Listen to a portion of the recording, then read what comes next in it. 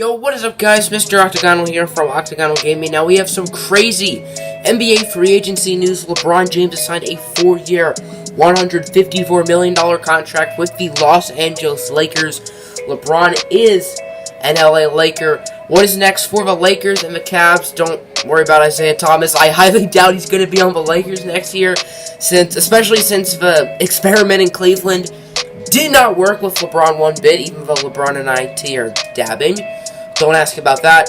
So, I have not gone over any of the other free agency moves yet, so we'll breeze through those quickly. Paul George staying in OKC.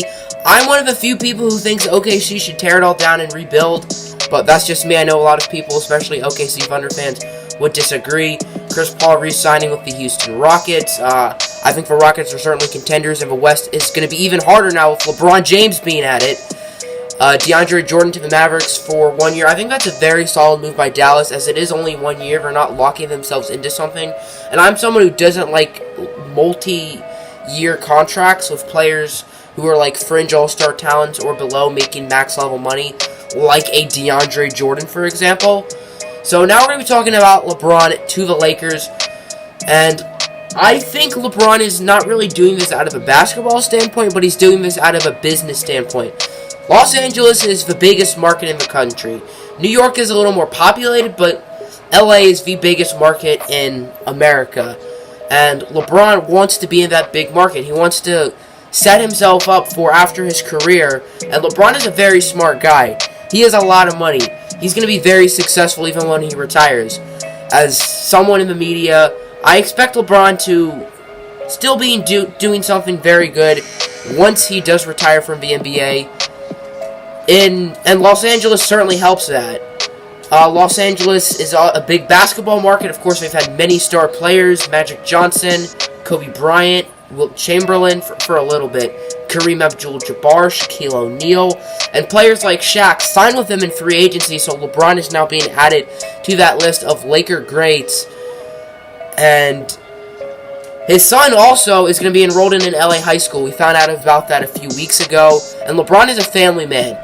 His father wasn't really much in his relationship, and he wants to be a good father to his children. So, personally, I expected him to sign with the Lakers. But the thing I'm surprised about is he signed a 4-year contract. LeBron the past few years has been signing 1-year contracts with player options for the second year. Basically what Kevin Durant is doing now with the Golden State Warriors is what LeBron James did, and now Kevin Durant sort of copying it. So I'm surprised LeBron isn't doing that. Like, in case the LA thing doesn't work, that he's going to be locked up there and he can't really go anywhere else for the next 4 years unless the Lakers were to trade him, which I highly doubt. For a basketball standpoint, it doesn't make sense. Now, I'm not saying this move as a whole doesn't make sense, because like as the things I mentioned above, his post-career, his son, those are non-basketball standpoints, but just looking at the basketball points, it doesn't fully make sense. For one thing, he doesn't have any other superstars yet, just like in Cleveland. He had to carry Cleveland, and now he might have to carry the Lakers. They're probably going to lose Julius Randle in free agency as well, so take him out of the picture. Lonzo Ball, Kyle Kuzma, Brandon Ingram, and that's about it. They're also going to lose IT, Brook Lopez, most likely in free agency as well. So, obviously, there's a good chance the Lakers could get Kawhi Leonard, or maybe DeMarcus Cousins. I think that will be huge for LeBron. It's just a matter of if, because there's no guarantee that the Lakers get Kawhi or Cousins. And it could just be LeBron carrying the show. And also, remember, he's moving out west, and the West is much better than the East anyway. The West has the Warriors, the Rockets, OKC, young teams like Minnesota, Utah, Denver, Portland, Anthony Davis. So, as you can see, there is a lot of talented teams in the West, and it's going to be a logjam for the West in the playoffs, and it's going to be tough for LeBron to make the finals facing teams like Houston, LA, San Antonio, OKC, Denver, Minnesota, Utah. The list goes on and on of the tough opponents in this Western Conference. So, I'm very curious if LeBron can beat Golden State, because LeBron or Golden State will not be in the finals next year. And then in the East, what happens in the East? Who is the main contender?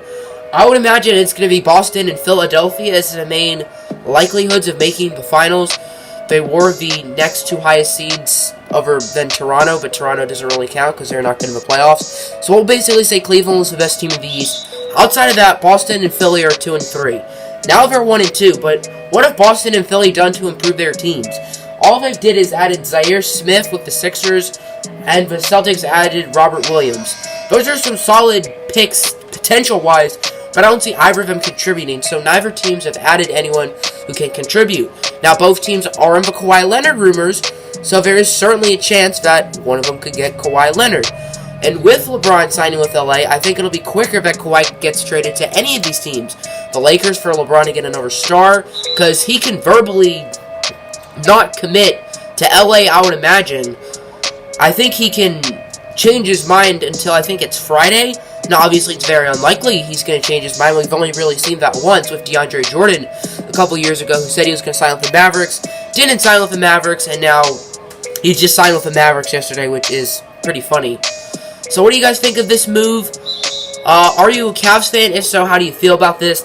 I don't think Cavs fans should be salty. LeBron won them a ring. He delivered on his promise, so he doesn't owe anything else to Cleveland. And if Cleveland fans burn his jersey, then they're not real fans.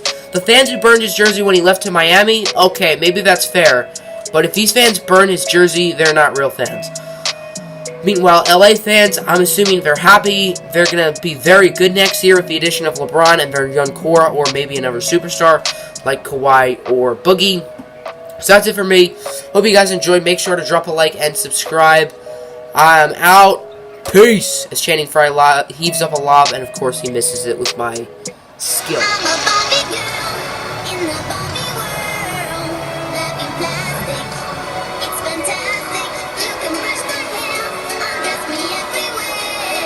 Imagination.